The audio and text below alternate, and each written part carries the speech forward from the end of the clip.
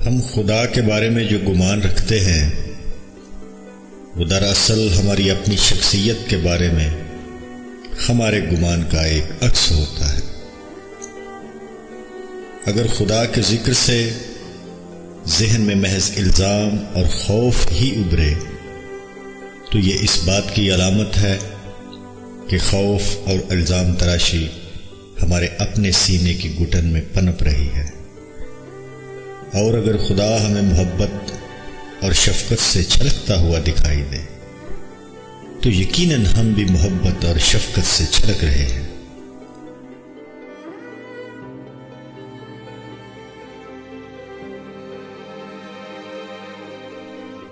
سچائی کا راستہ دراصل دل کا راستہ ہے، دماغ کا نہیں۔ اپنے دل کو اپنا اولین مرشد بناؤ، عقل کو نہیں۔ اپنے نفس کا سامنا اور مقابلہ کرنے کے لیے دل کی مدد لو، کیونکہ تمہاری روح پر ہی خدا کی معرفت کا نزول ہوتا ہے۔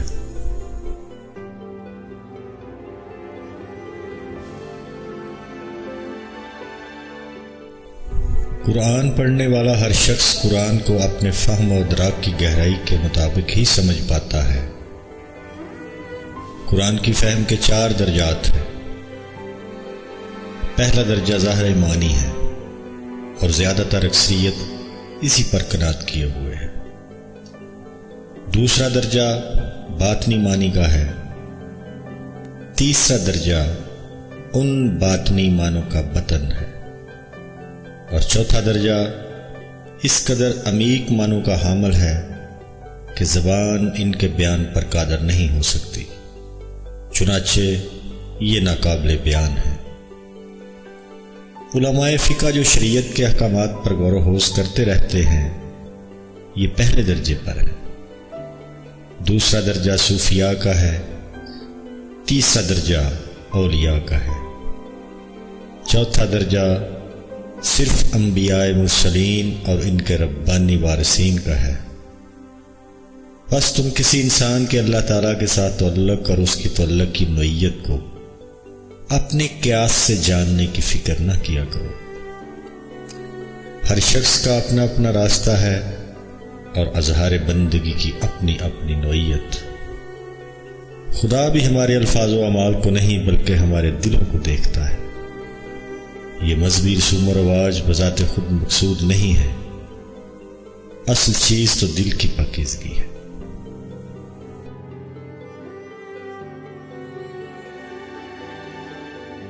تم کائنات کی ہر شے اور ہر شخص میں خدا کی نشانیاں دیکھ سکتے ہو، کیونکہ خدا صرف کسی مسجد، مندر یا کسی گرجے اور صومعے تک محدود نہیں۔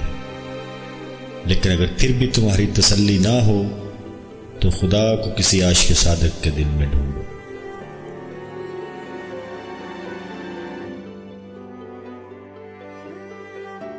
عقل اور دل 2 مختلف چیزیں ہیں۔ عقل لوگوں کو کسی نہ کسی بندھن میں جکڑتی ہے اور کسی چیز کو داؤ پر نہیں لگاتی، لیکن دل ہر بندھن سے آزاد ہو کر اپنے آپ کو داؤ پر لگا دیتا ہے۔ عقل ہمیشہ محتاط اور پھونک پھونک کر قدم رکھتی ہے کہ دیکھو کسی کیفیت کا زیادہ اثر مت لینا، لیکن دل کہتا ہے کہ مت گھبراؤ، ہمت کرو اور ڈوب جاؤ۔ عقل آسانی سے اپنا آپ فراموش نہیں کرتی، جبکہ عشق تو بکھر جانے اور فنا ہو جانے کے لیے ہمہ وقت تیار ہے۔ اور خزانے بھی تو ویرانوں میں ملبے تلے ملتے ہیں، ایک شکستہ دل میں ہی خزانہ مدفون ہوتا ہے۔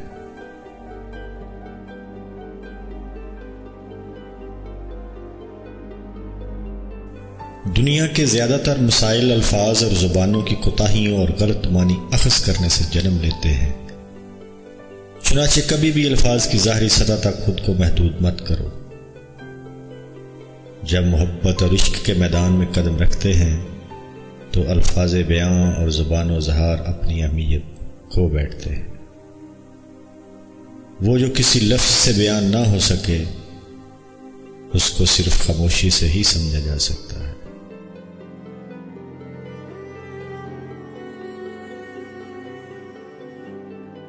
تنہائی اور خلوت دو مختلف چیزیں ہیں۔ جب ہم تنہا اور اکیلے ہوتے ہیں تو اس غلط فہمی میں مبتلا ہو جانا بہت آسان ہو جاتا ہے کہ ہم سیدھے راستے پر ہیں، لیکن خلوت یہی ہے کہ آدمی تنہا ہوتے ہوئے بھی تنہا نہ ہو۔ بہتر ہے کہ ہم تنہائی کسی ایسے شخص کے دم قدم سے آباد ہو جو ہمارے لیے ایک بہترین آئینے کی حیثیت رکھتا ہے۔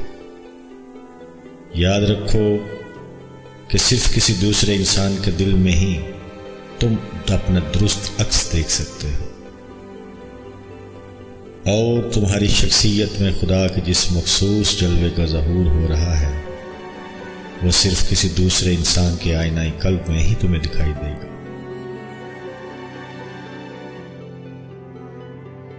زندگی میں کچھ بھی ہو جائے، زندگی کتنی ہی دشوار کیوں نہ لگنے لگے، مایوس کبھی مت ہونا۔ یقین رکھو کہ جب ہر دروازہ بند ہو جائے تب بھی خداوند کریم اپنے بندے کے لیے کوئی نہ کوئی نئی راہ ضرور کھول دیتا ہے۔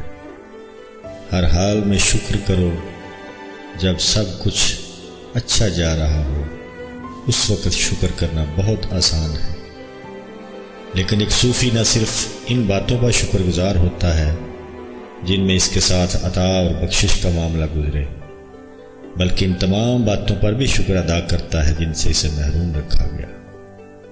عطا ہو یا منع، ہر حال میں شکر۔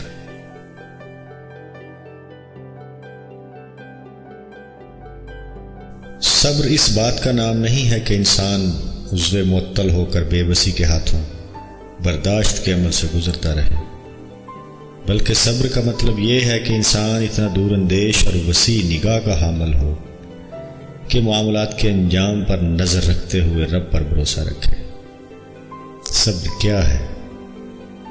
صبر یہ ہے کہ جب تم کانٹے کو دیکھو تو تمہیں پھول بھی دکھائی دے، جب رات کے گپ اندھیرے پر نظر پڑے تو اس میں سے صبح صادق کا اجالا بھی دکھائی دے۔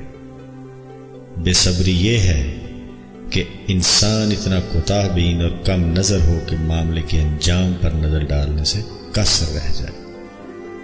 عاشقان الہی صبر کا دامن کبھی ہاتھ سے نہیں چھوڑتے، کیونکہ وہ اچھی طرح جانتے ہیں کہ پہلی کے باریک چاند کو ماہ کامل میں تبدیل ہونے کے لیے کچھ وقت ضرور گزارنا پڑتا ہے۔